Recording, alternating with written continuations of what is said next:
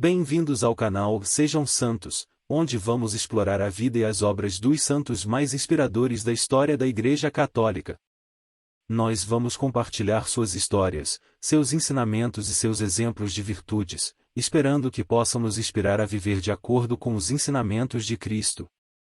Então, se você quer aprender mais sobre esses santos e descobrir como suas vidas podem ser caminhos que nos levam a Jesus Cristo para nós hoje, inscreva-se no nosso canal e deixe o seu like.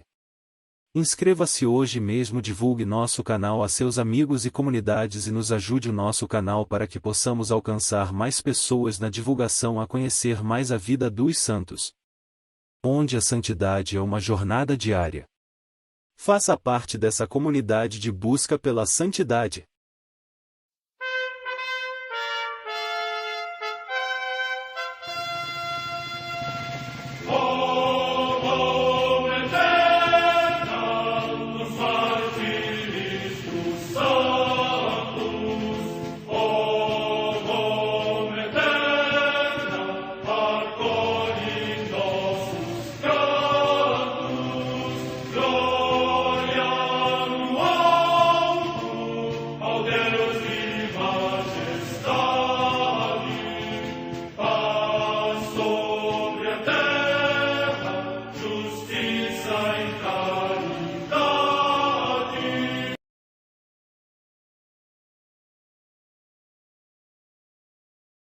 Ler a vida dos santos desperta em nós o desejo de seguir a Cristo. Através de suas vidas podemos aprender as virtudes, a sabedoria e o amor de Deus.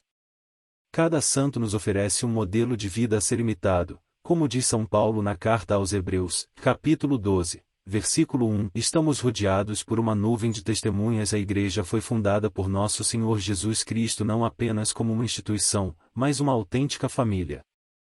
Os santos mártires, confessores, doutores, as virgens, os santos pastores e todos os demais santos são realmente nossos irmãos que nos precederam no caminho da fé e já estão no céu, para onde também iremos nós, pela graça de Deus. Portanto, sede santos, assim como vosso Pai Celeste é santo. Mateus capítulo 5, versículo 48. Hoje, dia 5 de abril, celebra a Igreja a vida desse grande santo, São Vicente Ferrer. A Santa Madre Igreja celebra também nesse dia os santos. Em Tessalônica, na Macedônia, atualmente na Grécia, Santa Irene, virgem e mártir, que, desobedecendo ao edito de Diocleciano, ocultou os livros sagrados e por esse motivo foi conduzida ao prostíbulo público e queimada por ordem do prefeito Dulcécio, o mesmo que tinha martirizado as suas irmãs Ágape e Quíonia. Morte no ano de 304.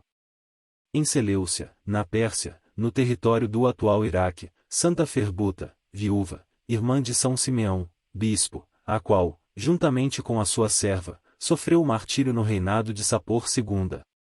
Morte no ano 342. Também em Seleucia, na antiga Pérsia, a comemoração de 111 homens e 9 mulheres, mártires, que, reunidos de vários lugares nas cidades régias da Pérsia, por recusarem firmemente negar a Cristo e adorar o fogo, foram queimadas por ordem do mesmo rei. Morte no ano 344. Em Régia, na Mauritânia, no território da atual Argélia, a paixão dos santos mártires que, na perseguição do rei Ariano Genserico, foram massacrados na igreja num dia da Páscoa. Entre eles estava o leitor, que foi atravessado por uma flecha na garganta quando cantava do púlpito Aleluia. Morte no ano 5º. No mosteiro de Grande Salve, na Aquitânia, atualmente na França, São Geraldo, abade, que pertencia ao mosteiro de Corbie quando foi eleito abade de Laon, depois de santas peregrinações, se retirou na densa floresta. Morte no ano 1095. Em Montecorvino, na Apulia, região da Itália, Santo Alberto, bispo, que consagrou toda a sua vida à oração contínua a Deus e à solicitude pelo bem comum dos pobres. Morte no ano 1127. Em Fosses, no Brabante, hoje na França, Santa Juliana, virgem da Ordem de Santo Agostinho, que tinha sido prioresa do mosteiro de Montcornillon, em Liege, fortalecida pelo dom do conselho divino e humano, promoveu a solenidade do corpo de Cristo e viveu como reclusa. Morte no ano 1258.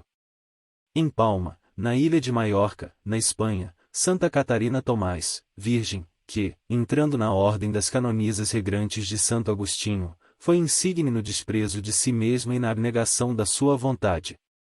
Morte no ano 1574.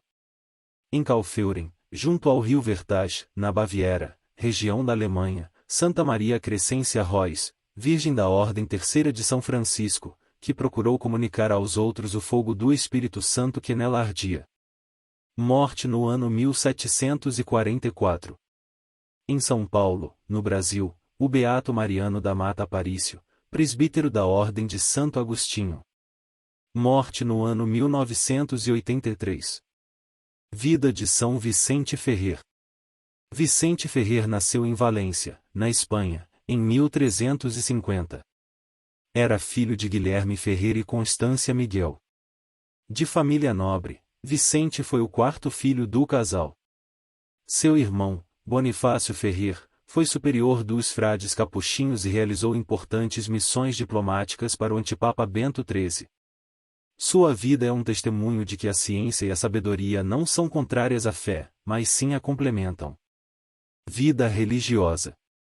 Depois de sua profissão religiosa, que aconteceu em 1368, até chegar o tempo de lhe ser ordenado padre, em 1374, São Vicente ensinava filosofia e estudava teologia nas regiões de Lérida, Tolosa e Barcelona. Com um conhecimento da exegese bíblica que chegava à perfeição e, igualmente, possuindo um profundo conhecimento da língua hebraica, ele voltou para Valência em 1373. Lá, lecionou teologia, fez inúmeras pregações, escreveu suas obras e aconselhou aos que o procuravam. Durante um período de seca na região, São Vicente ficou famoso ao prever que navios carregados de grãos chegariam à região. São Vicente Ferrer recusa a oferta de se tornar cardeal.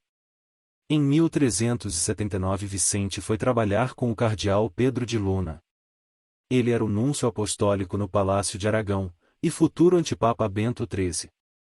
São Vicente ensinou teologia na escola que funcionava na Catedral de Valência, de 1385 a 1390. Ele foi convidado para ser o confessor apostólico de Bento XIII, que era, na verdade, um antipapa, na cidade de Avignon, França. Vicente não aceitou o cargo e ainda recusou a chance de se tornar cardeal, percebendo que Bento XIII não tinha realmente a autoridade papal vinda dos apóstolos. O dom milagroso de São Vicente Ferrer. São Vicente adoeceu e por pouco não morreu durante a invasão de Avignon, mas ele se recuperou milagrosamente. A história diz que ele teve uma visão de Jesus Cristo junto com São Francisco de Assis e São Domingos. Na bendita visão ele teria sido orientado a pregar o Evangelho fervorosamente.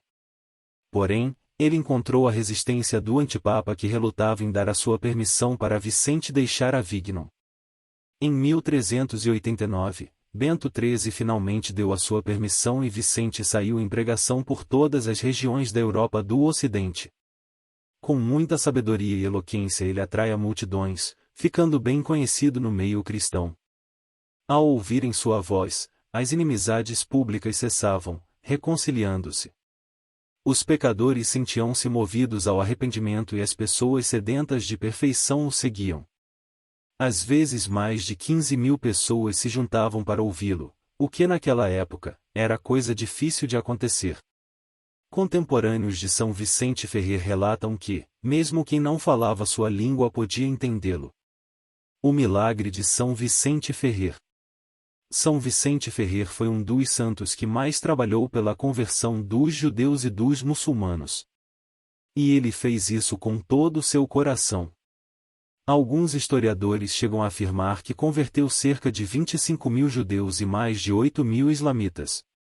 Por ocasião do Domingo de Ramos de 1407, estando ele em pregação na igreja de Écija, Espanha, uma mulher judia, cheia de riquezas e poder, ia assistir os sermões de São Vicente por mera curiosidade. Ela fazia a questão de manifestar sarcasmos e desprezo pelas palavras de São Vicente Ferrer. Por fim, ela atravessou no meio do povo para ir embora. Estava claramente cheia de raiva e não se continha. Todos os regentes ficaram indignados. Mas São Vicente disse bem alto: deixai-a sair, porém afastai-vos do pórtico. O povo obedeceu.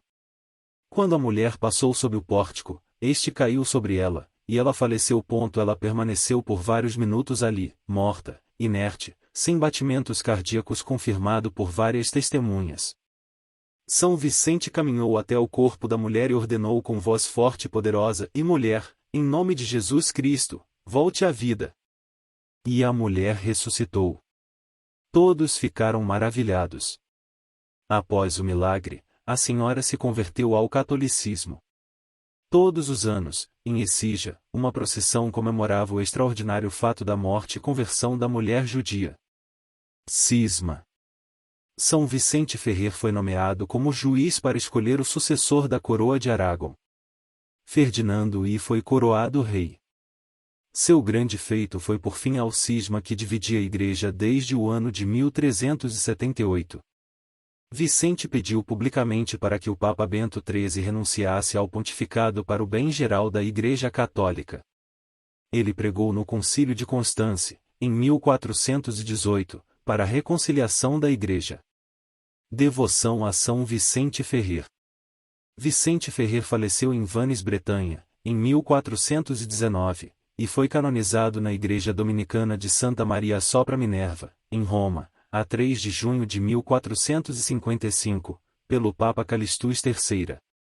Porém, sua festa celebrada no dia 6 de abril só foi autorizada pelo Papa Pio II, em 1458. Oremos.